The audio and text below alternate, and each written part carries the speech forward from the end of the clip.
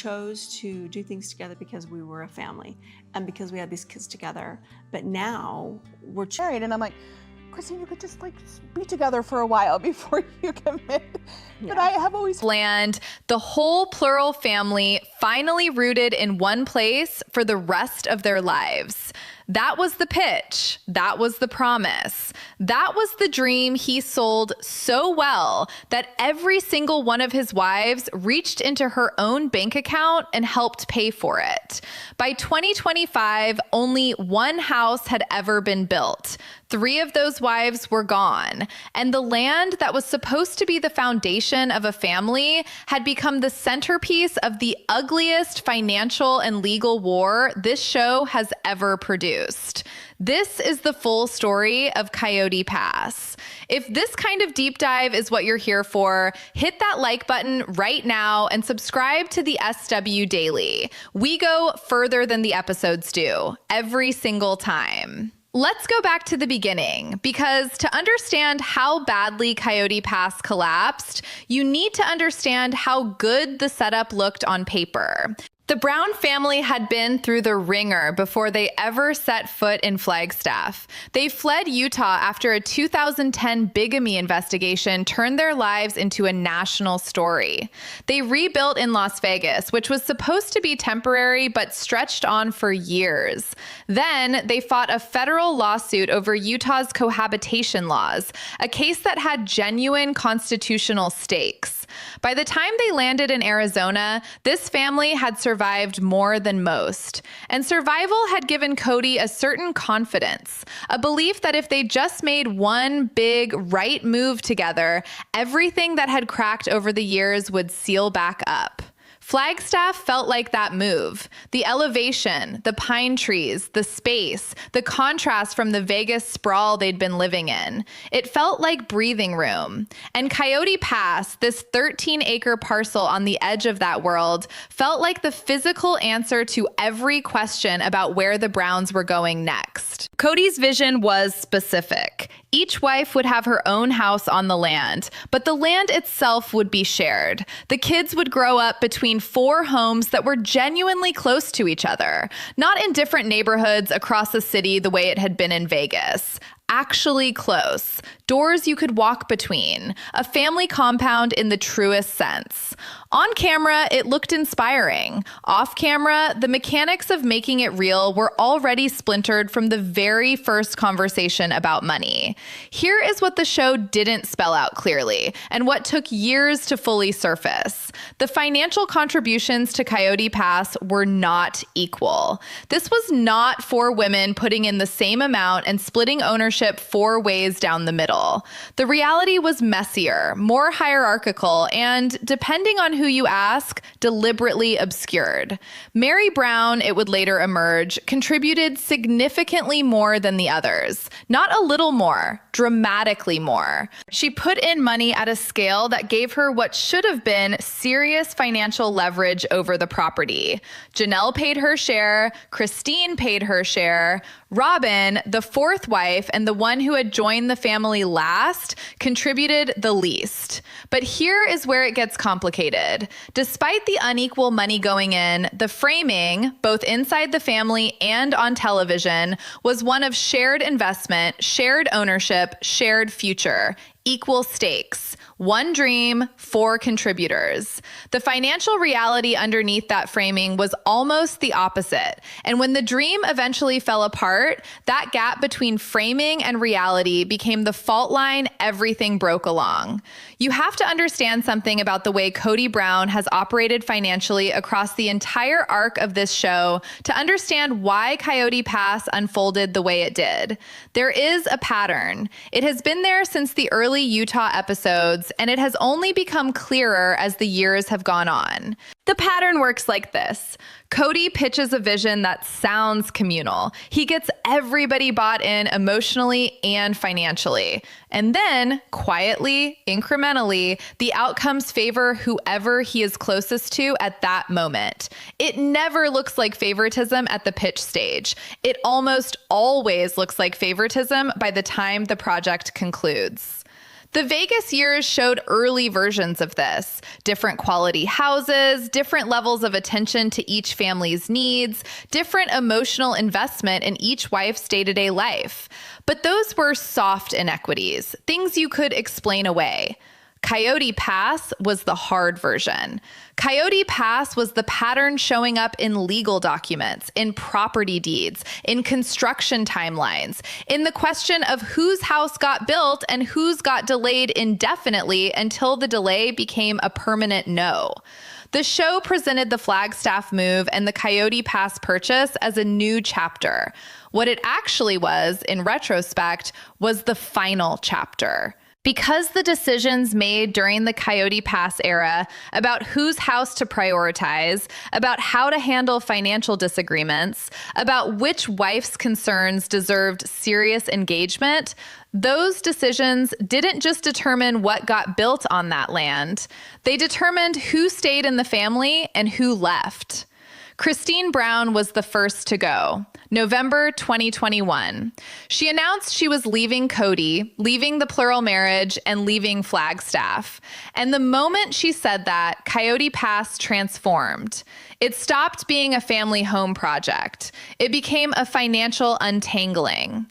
Christine had put money into land that was supposed to be her forever home, and now she needed to figure out how to get that investment back out of a property that was jointly held and hadn't been developed yet. What made this complicated wasn't just the legal mechanics of dividing a property. It was the emotional resistance. You would think that when a wife exits a marriage and asks for her portion of a shared asset back, the response from the other parties would be straightforward. Work out the valuation, agree on a buyout number, handle it like adults. That is not what happened. What happened instead was resistance, delay, counter-arguments, and a drawn-out process that became one of the most uncomfortable recurring storylines in the show's later seasons. The forever home land became the thing they fought over in front of cameras for years. And then Janelle left. Janelle Brown had been one of the most pragmatic, economically literate members of this family for the entire run of the show. She understood numbers, she understood property, she had contributed to Coyote Pass with the expectation of a return, not just emotionally, but materially. When her relationship with Kody deteriorated past the point of repair, she stepped back from the marriage, and she too needed her financial stake addressed. Now you had two women who had paid into this land, asking to be paid back out of it, and the family still hadn't built anything beyond the start of Robyn's house. Meri's exit came with its own layer. Meri had been legally divorced from Kody years earlier. That divorce was the one that made room for Kody to legally marry Robyn so Robyn's children could be adopted. Meri had stayed in the spiritual marriage anyway. She had stayed through years of what she would later describe as emotional distance and disconnection. She had contributed more financially to Coyote Pass than anyone, by her own eventual account. And she had reportedly signed paperwork that constrained what she could say about those contributions publicly. The full picture of Meri's financial role in Coyote Pass didn't come out on the show. It came out in 2026 in interviews and disclosures that landed like a second season of drama after the cameras had technically moved on. What Meri described in those 2026 revelations reframed the entire Coyote Pass story. If the largest financial contributor to the land was also the wife who ended up with the least, no house built, no marriage intact, no acknowledged stake in the outcome, then Coyote Pass wasn't just a failed real estate project. It was a transfer. Money moved from Meri toward a family structure that ultimately excluded her, and it moved in ways that were papered over with language about unity and equal partnership. Back on screen, season 18 arrived and Coyote Pass was everywhere, not as a construction site, as a conflict map.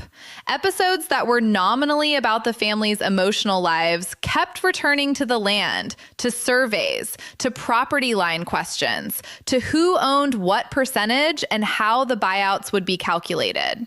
This was reality television turning into a real estate arbitration documentary. Viewers who had been watching for more than a decade to see the dynamics of plural marriage play out found themselves watching parcel boundaries being debated on a hillside. Some of them found it fascinating. A lot of them found it exhausting. What it really was, though, was honest. For maybe the first time in the show's history, the financial skeleton underneath all the spiritual and emotional architecture was fully visible. Season 19 and season 20 continued the pattern. The Coyote Pass resolution dragged. Kody and Robyn remained in opposition to the terms the departing wives were seeking. There were accusations of bad faith negotiation. There were moments where it seemed like a resolution was close, and then it wasn't. The land sat there, largely empty, a symbol of everything the family had tried to build and failed to complete. Meanwhile, the legal fees accumulated. The costs of fighting about the property were, by some estimates, consuming money that could have gone toward actually finishing development. The attorneys were getting paid by the acre, essentially. There is a particular cruelty to this timeline that deserves to be named directly. These were women who had given years of their lives, years of their finances, and years of their emotional energy to a family structure that asked enormous things of them. Plural marriage is not a passive arrangement. It requires constant negotiation, constant sharing, constant subordination of individual needs to collective ones. Meri, Christine, and Janelle had all done that work for decades. And at the end of it, when the family fractured and the property needed to be settled, they found themselves in adversarial financial proceedings with the man they had built their lives around. The Coyote Pass fight was not just about money. It was about whether what they had given was going to be acknowledged or erased. Christine, to her enormous credit, got out first and landed on her feet. Her post-Kody chapter has been one of the most satisfying second acts in reality television history. She moved back to Utah. She rebuilt her relationship with her kids. She remarried. She flourished. But even Christine, who came out of this better than anyone could have predicted, had to fight for what was hers from the Coyote Pass investment. The happy ending she found didn't come free. It came after she pushed through a genuinely difficult financial dispute with someone who had every structural incentive to slow walk the resolution. Janelle's trajectory has been similarly independent and similarly hard-won. Janelle was always the member of this family who kept one foot in practical reality, even when the show was asking everyone to float on spiritual idealism. She knew what she had put in. She knew what she was owed. Getting it required persistence and legal pressure, but she pursued it. Janelle's post-Kody chapter, like Christine's, has been about reclaiming agency. The Coyote Pass fight was part of that reclamation, a necessary, ugly, necessary step. Meri's story is the one that sits heaviest. Because Meri stayed the longest past the point when leaving made obvious sense. She stayed through years of Kody saying on national television that he didn't have romantic feelings for her. She stayed through the catfishing scandal. She stayed through the construction of a family narrative in which she was increasingly peripheral. And through all of it, she kept her financial stake in Coyote Pass tied up in a project that was never going to include a house for her. When she finally left in early 2023, following the death of her mother, the emotional and financial accounting she was left to do was the most complicated of any of them. The 2026 disclosures were Meri finally saying out loud what the paperwork had quietly recorded for years. What does Coyote Pass look like now? Mostly, it looks like land. The Robyn and Kody house stands. The rest is undeveloped. The family that was going to fill those 13 acres with 4 homes and decades of shared life has shrunk to 1 couple and their children. The scope of what was planned versus what was built is almost architectural proof of how much of the original vision was dependent on family unity that was already eroding when the purchase went through. You can't build 4 houses on a family that was quietly becoming one. The lesson here is not just about plural marriage. It applies to any financial partnership where the emotional stakes and the monetary stakes are both high. When you pool resources with people inside a structure where power is unevenly distributed, the money follows the power, not the investment. You can have paperwork that says everything is equal. You can have a vision statement about shared futures and collective ownership. But if the decision-making authority sits with one person and that person has a preference, the money will eventually flow toward that preference regardless of who wrote the checks at the beginning. Meri wrote big checks. She got no house. She got legal bills and a non-disclosure constraint and years of watching the land she helped pay for sit empty while the relationship it was supposed to represent continued to dissolve around her. That is not a real estate story. That is a story about what happens when loyalty is treated as a financial instrument. Christine saw the writing on the wall first. That is not a coincidence. Christine was always the wife who had the clearest relationship with her own desires and the most direct communication style. When she looked at Coyote Pass and saw that her house was perpetually next in line to be built, but never actually getting built, she connected that delay to a larger truth about her place in the family's hierarchy. The land told her what the words wouldn't. When construction plans keep getting paused for your lot while someone else's house goes up, that is information. Christine read it correctly and acted on it. Janelle was methodical about her exit in a way that was consistent with her character across the whole show. She documented. She calculated. She did not leave until she had a clear understanding of what she was leaving and what she was owed. The Coyote Pass dispute with Janelle was probably the most legally straightforward of the 3 because Janelle had been careful from the beginning about keeping receipts in the literal and figurative sense. Kody, throughout all of this, maintained a public posture of wounded bewilderment. The narrative he told on camera was one of a man whose family had abandoned him, whose vision had been rejected by people who didn't have the commitment to see it through. He described Christine's departure as a betrayal. He described Janelle's exit as a choice that invalidated their shared history. He described his estrangement from his older children, most of whom sided with their mothers, as the deepest wound of all. What he did not do with any consistency was turn the camera on himself and ask whether the decisions he made about Coyote Pass, who got funded, who got built, who got heard, had anything to do with why the family he was grieving had fragmented. Robyn's role in all of this is the most debated element among the show's longtime audience, and for good reason. Whether Robyn was a driver of favoritism or a beneficiary of it, or both, is genuinely contested. What is not contested is that she is the only wife whose house got built on that land. Whatever the dynamics that produced that outcome, she is the one holding the deed to a finished home, while the women who contributed more, in some cases, walked away with settlement amounts and court dates. By the time 2025 arrived, the Coyote Pass story had essentially completed its arc, not with a resolution that felt just or proportionate, but with a stillness that comes when litigation and negotiation finally exhaust themselves. The land was largely quiet. The family was down to its Kody and Robyn core. The children were scattered, many of them estranged from their father in ways that the show had been documenting with increasing candor in its final seasons. The 13-acre dream had produced one house, 3 exits, and a generation of kids who had watched their mothers fight for financial dignity from a man who had asked them to trust the vision. That is the real legacy of Coyote Pass. Not the land itself, but what it revealed about the architecture underneath the family's public presentation.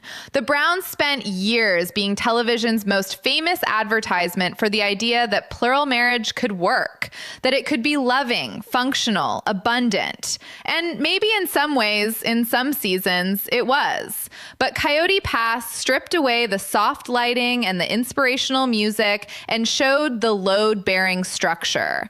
And the load-bearing structure had Kody at the center, Robyn closest to him, and everyone else at varying distances that were never as equal as the pitch suggested.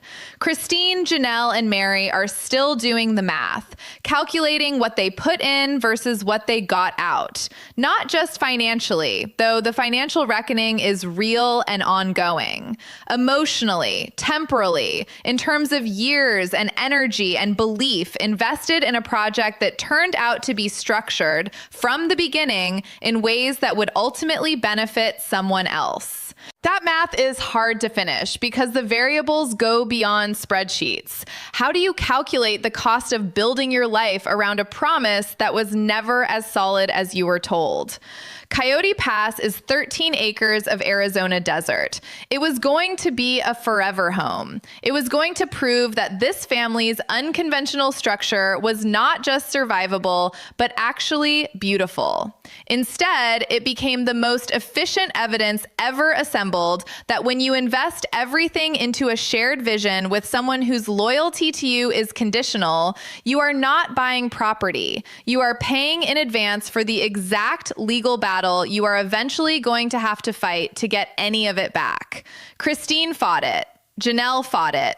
Meri is still fighting the reputational version of it, still working to have her version of the story heard in its full complexity. And the land sits there, mostly empty under the Arizona sky, holding the shape of a family that was supposed to last forever, and instead became the clearest explanation yet of why it didn't.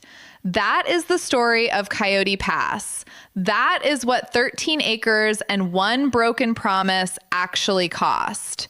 If you have been watching this family for years and you felt like something was off underneath all the spiritual language and the group hugs and the "we can make this work" declarations, you were right.